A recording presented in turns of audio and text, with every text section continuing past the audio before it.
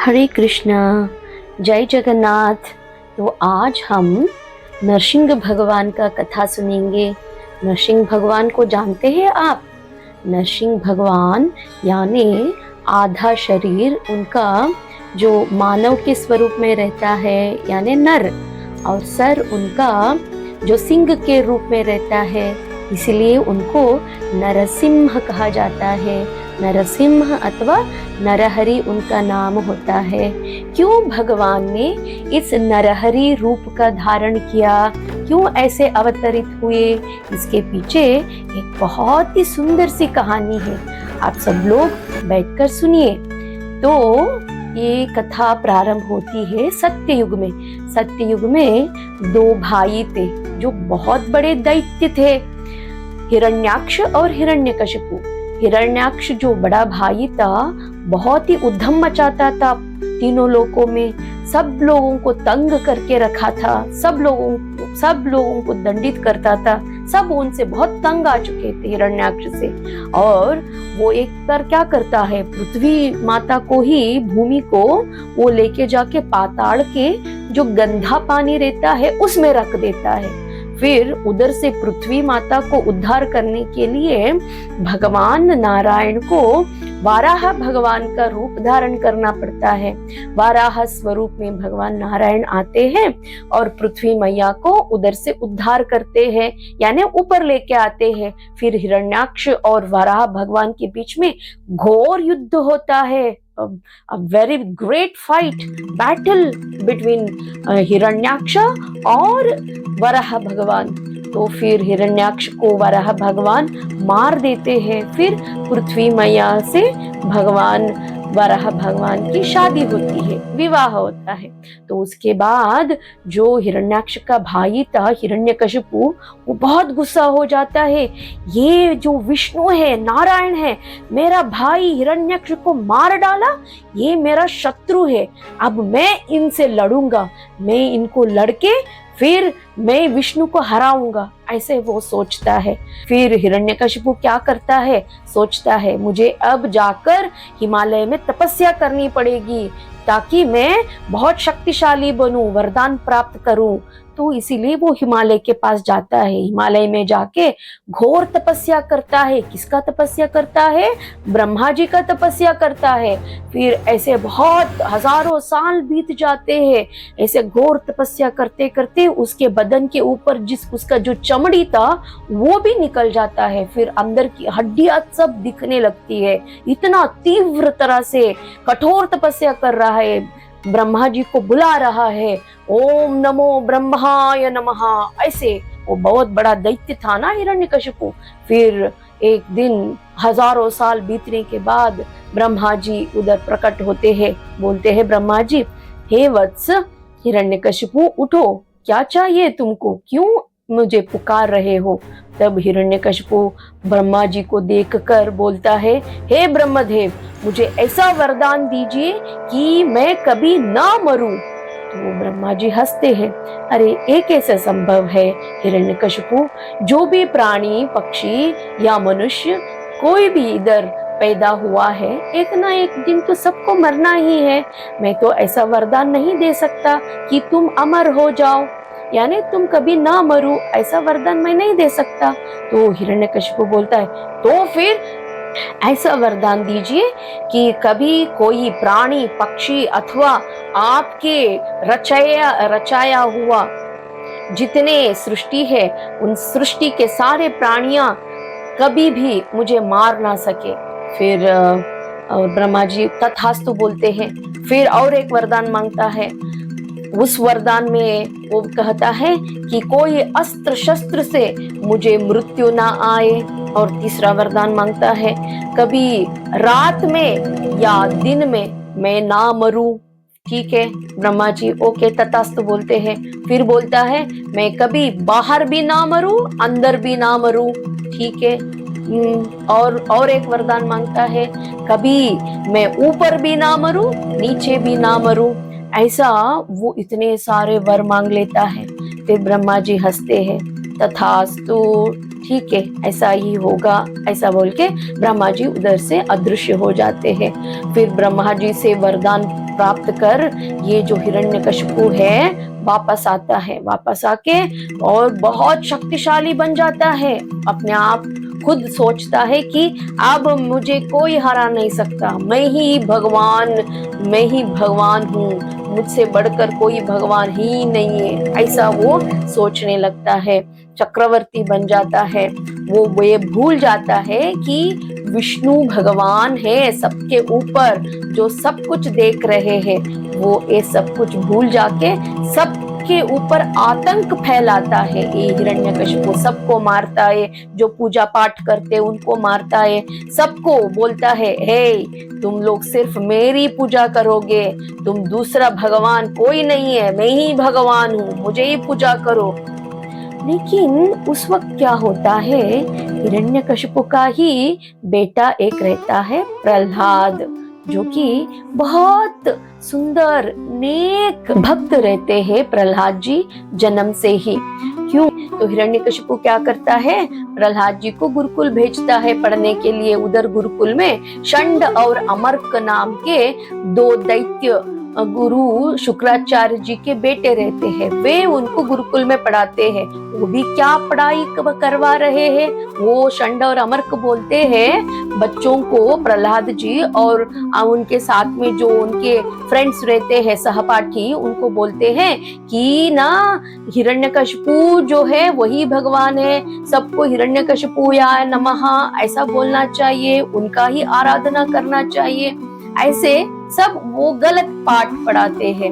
लेकिन प्रहलाद जी जो है वो तो जानते थे कि माँ के गर्भ से ही कि भगवान विष्णु नारायण ही भगवान है, उनके पिता हिरण्यकशिपु भगवान नहीं है, ये तो झूठ है।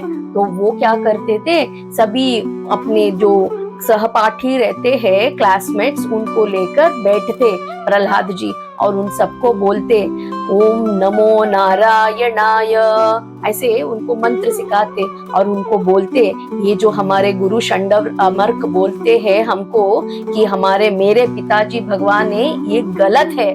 मेरे पिताजी भगवान नहीं है मेरे दोस्तों, वो जो भगवान है वो महाविष्णु है, नारायण है, जो शंख चक्र गदा पद्म पकड़े हुए है वो नारायण है। हम सब की सृष्टि उनसे हुई है, वही है, हम सबको खाना दाना पाना देते हैं, उस भगवान को ही हमको पूजना चाहिए। ऐसे वे पाठ पढ़ाते हैं और वे सब उसके बालक उसके दोस्त रहते हैं, वो पूछते हैं, हे प्रहलाद तुम ऐसा सब बोलते हो, तुम इधर ये सब बातें किधर से सुने हो? तो वो प्रहलाद बोलते, मैं जब माँ के पेट में था तभी मुझे मेरे गुरु नारद जी ने पूरा ज्ञान दे दिए हैं, मैं तभी जान चुका था कि कौन है भगवान, भगवान के महत्व क्या है। तो इसीलिए मैं आप लोगों को बता रहा हूँ, अगर मनुष्य जीवन का उद्धार होना है तो हमको भगवान नारायण का स्मरण करना चाहिए। तो वो सिखाते हैं श्रवणम कीर्तनम विष्णु स्मरणम पाद सेवनम अर्चनम वंदनम दास्यम सख्यम आत्मनिवेदनम, ऐसा नवविधा भक्ति के बारे में अपने जो दोस्त रहते हैं सहपाठी रहते उनको प्रहलाद जी सिखा रहे हैं और सभी दोस्तों को इकट्ठा करके वो हरे कृष्ण महामंत्र के साथ में कीर्तन करते हैं। हरे कृष्ण कृष्ण कृष्ण हरे हरे, हरे राम राम राम हरे हरे, ऐसा कीर्तन करते हैं। फिर क्या होता है, तो षंड और अमर्क उनको अपने पिताजी यानी जो हिरण्यकशिपु है राजा, उसके यहाँ लेके आते हैं। तो हिरण्यकशिपु पूछता है, हे प्रहलाद मेरे बेटा इधर आओ, मेरे बच्चे मेरे गोद में बैठो। तो हिरण्यकशिपु की गोद में आकर प्रहलाद जी बैठते हैं, क्योंकि उनके पिता है ना। तो हिरण्यकशिपु पूछता है, हे प्रहलाद क्या पढ़ाई किया तुमने गुरुकुल में, मुझे सुनाओ बेटा। तो प्रहलाद जी बोलते हैं, पिताजी हमने सुना कि भगवान विष्णु ही सबके देखभाल करते हैं, वही भगवान है, वही सर्वनियंत्रक है, सर्वनियामक है। तो जैसे ही विष्णु का नाम सुनता है हिरण्यकशिपु, वो बहुत गुस्से में आ जाता है। एकदम से वो जो प्रहलाद था उसको टपक देते हैं नीचे और बोलते, क्या तुमने मेरे शत्रु के गुणगान सुनकर आए हो? कौन है? षंड और अमर्क। तुम्हारी इतनी हिम्मत कैसे हुई कि तुम लोग मेरे बेटे को नारायण और विष्णु के बारे में बोल रहे हो, जो कि मेरा शत्रु है। चंड और अमर को गिड़गिड़ाते हैं, नहीं महाराज, हमने नहीं बोल के दिया, पता नहीं है किधर से सीख लिया है। तो फिर हिरण्यकशिपु बहुत गुस्से में आके बोलता है, इसमें अभी मेरा पुत्र को ही मैं मारूंगा, इसको लेके जाके इसको इतना दंड दो कि ये वापस बोले कि मेरी गलती हो गई, मैं अब से नारायण का नाम नहीं लूंगा, ऐसा उसको बोलना चाहिए, तब तक उसको दंड दो, इसको मार दो, ऐसा आदेश देता है वो हिरण्यकशिपु। ये राक्षस प्रहलाद जी को लेके जाके क्या क्या दंड देते हैं उनको।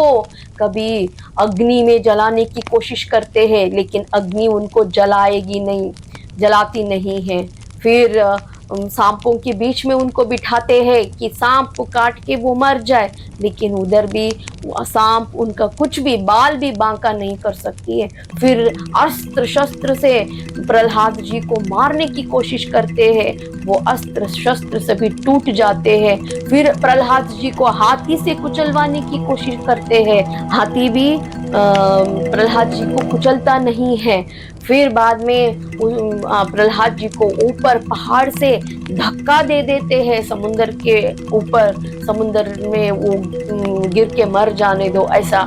लेकिन उस वक्त भगवान नारायण खुद आकर प्रहलाद जी को समुद्र से रक्षा करते हैं। और ऐसे इन सारे जब भी वे प्रहलाद जी को दंड देने की कोशिश कर रहे थे, उन सब के बीच में प्रहलाद जी ओम नमो नारायणाय, ओम नमो नारायणाय ऐसे भगवान का नाम स्मरण निरंतर करते थे जो प्रहलाद जी है। तो इसके कारण उनका कोई एक बाल भी बांका नहीं हो सका, कोई दैत्य राक्षस उनका कुछ बिगाड़ नहीं सकते हैं। फिर प्रहलाद जी बच जाते हैं इन सब दुविधाओं से।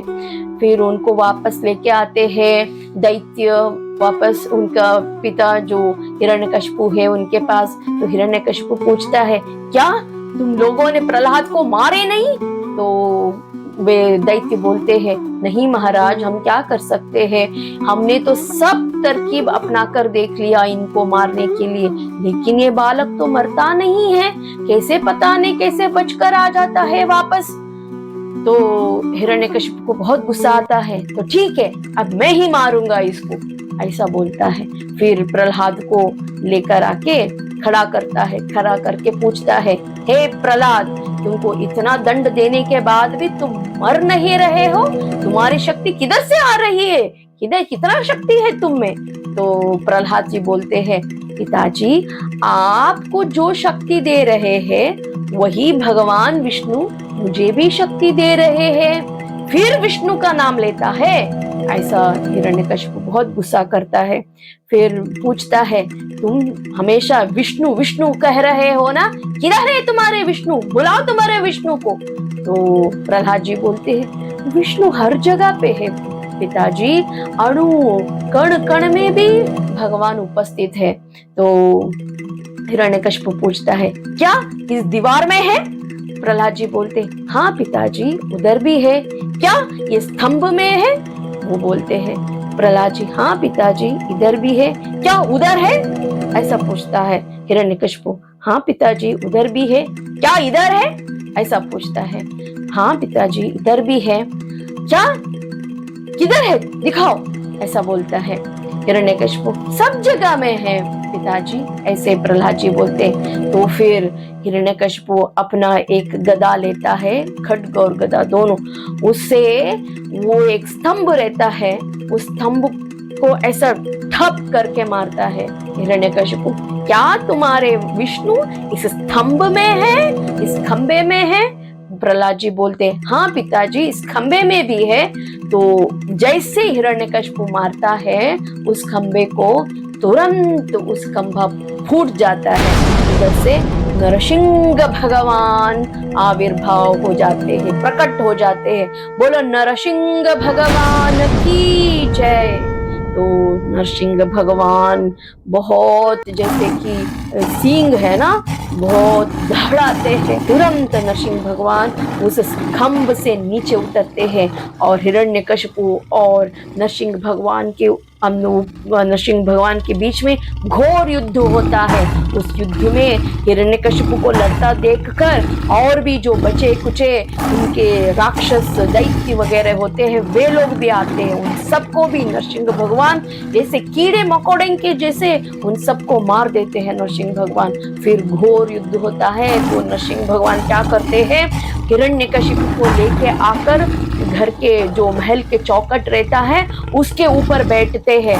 वो हिरण्यकशिपु क्या क्या वरदान मांगा था, उसने वरदान मांगा था ना कि अंदर भी ना मरूं बाहर भी ना मरूं, तो उसको चौखट के ऊपर ऐसे रखते हैं अपने पांव के ऊपर नरसिंह भगवान। वो पूछा था ऊपर भी ना मरूं नीचे भी ना मरूं, अभी किसकी गोद में है, नरसिंह भगवान के गोद में है हिरण्यकशिपु। फिर क्या होता है, वो पूछा था कि मैं अस्त्र से ना मरूं शस्त्र से ना मरूं, तो हिरण्यकशिपु को मारने के लिए भगवान नरसिंह देव के जो नख है वही काफी है, इतने बड़े बड़े लंबे लंबे नख यानी नाखून। तो फिर भगवान क्या ब्रह्मा जी के बनाए हुए कोई सृष्टि में आते हैं, नहीं। तो फिर भगवान अर्ध मनुष्य की शरीर था और सिर सिंह का था, यानी जो प्राणी पक्षी कोई भी ऐसा सृष्टि में ऐसा नर और सिंह का स्वरूप किसी का भी नहीं होता है, तो ऐसा स्वरूप भगवान ने धारण कर लिया था। तो फिर शाम के वक्त था, शाम जब सूरज ढल रहा था शाम के वक्त था, तो यानी सूरज भी नहीं था उस समय और चांद भी नहीं था, यानी दिन का भी समय नहीं था रात का भी समय नहीं था। ऐसा सब कुछ जो हिरण्यकशिपु ने वरदान मांगे थे उन सारे वरदानों के तहत ही भगवान विष्णु नरसिंह रूप धारण करते हैं। धारण करके उस आतताई जो दैत्य बड़ा दैत्य था वो अपना ही पुत्र जो कि बहुत ही नेक भगवान का वैष्णव भक्त था, जो प्रहलाद जी हिरण्यकशिपु कितना दंड दे रहा था उसको मारने के लिए, तो इसीलिए नरसिंह भगवान प्रकट होके प्रहलाद जी का रक्षा करने के लिए प्रकट होते हैं और हिरण्यकशिपु को अपने नाखून से वो मार देते हैं। मार के फिर भगवान नरसिंह देव इतना दौड़ाते हैं कि स्वतः माँ लक्ष्मी नरसिंह भगवान के पास में जाने के लिए डर रही है। तो उस वक्त क्या होता है, सभी देव देवियां उधर प्रकट होके बोलते हैं कि प्रहलाद आप जाओ, आपको रक्षा करने के लिए भगवान नारायण ने ये नरहरि का स्वरूप धारण किए हैं, आप ही जाके भगवान नरसिंह को शांत कीजिए। फिर इतना छोटे से बालक 5 वर्ष के बालक प्रहलाद जी बिल्कुल नहीं डरते, वे सामने जाकर हाथ जोड़ के खड़े होकर नरसिंह भगवान का स्तुति करते हैं, जय नरसिंह श्री नरसिंह जय जय नरसिंह, ऐसे प्रार्थना करते हैं। तो भगवान को ऐसे अलग अलग स्तुति करने के बाद भगवान नरसिंह देव शांत होते हैं। फिर प्रहलाद जी को उठाकर उनके गोद में रखते हैं और प्रहलाद जी से बहुत प्यार करते हैं नरसिंह भगवान। फिर माँ लक्ष्मी भी आती है भगवान की गोद में, वे भी बैठती है। ऐसे सभी देव देवियां भगवान नरसिंह देव की स्तुति करते हैं। नरसिंह देव जो कि सब जो भी विघ्न आते हैं हमारे जीवन में, जो भी कष्ट आते हैं उन सारे कष्टों को हरण करने वाले हैं नरसिंह भगवान। जब जब भी हमको भय होता है, जब जब हमको डर होता है, हम हमेशा नरसिंह भगवान का स्तुति करने से हमारा डर हमारा भय संपूर्ण निर्मूल हो जाता है। फिर हमको भगवान की कृपा प्राप्त होके हम आनंद में रहते हैं। भगवान नरसिंह देव जैसे कि प्रहलाद जी का रक्षा किए, ऐसे हम सबकी रक्षा नरसिंह भगवान करते हैं। बोलो नरसिंह भगवान की जय।